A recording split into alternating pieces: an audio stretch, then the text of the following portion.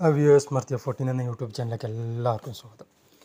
നമുക്ക് നല്ല ഈസി ആയിട്ട് ഒരു ഊത്തപ്പത്തിൻ്റെ ഒരു റെസിപ്പി നോക്കിയാലോ. അതിന് ഒരുപാട് ചേരുവകൾ. ഞാനിവിടെ ഓൾറെഡി ഇൻസ്റ്റാൻറ്റ് ദോശമാവ് വാങ്ങിച്ചതാണ് കടയിൽ നിന്ന്. നിങ്ങൾക്ക് വേണമെങ്കിൽ ദോശമാവ് ഉണ്ടാക്കുകയും ചെയ്യാം.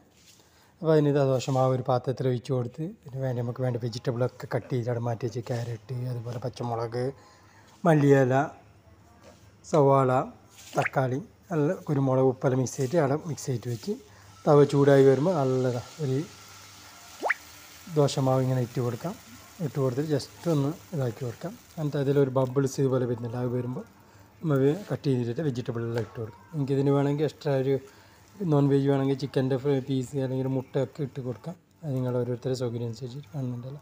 അത് നന്നായിട്ടൊന്ന് ഫ്രഷ് ചെയ്ത് കൊടുത്തിട്ട് വേവിച്ചെടുക്കാം. ഫ്രഷ് ചെയ്ത് കൊടുത്തിട്ട് മറിച്ചിടുമ്പോൾ ചിലപ്പോൾ അത് പറ്റി പിടിക്കും. എന്നിട്ട് അതിൻ്റെ മുകളിലേക്ക് നെയ്യോ എണ്ണയോ ഒന്ന് ഒഴിച്ച് കൊടുക്കാം.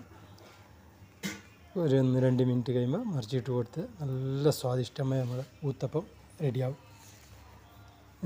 വീട്ടിൽ ഉണ്ടാക്കുന്നുണ്ടെങ്കിൽ 1 കപ്പ് അരിക്ക് 1/2 കപ്പ് ഉഴുന്ന്, പിന്നെ ഒരു ഇത്തിരി ഉലുവാൻ്റെ ചോറ് എല്ലാം മിക്സ് ചെയ്ത് നന്നായിട്ട് സോഫ്റ്റായിട്ട് കുതിർത്ത് 5-6 മണിക്കൂർ കുതിർത്ത് വെച്ചിട്ട് അതിനെ അരിച്ചെടുത്തിട്ട് ഒരു 10-12 മണിക്കൂർ പുളിക്കാൻ വെക്കാം.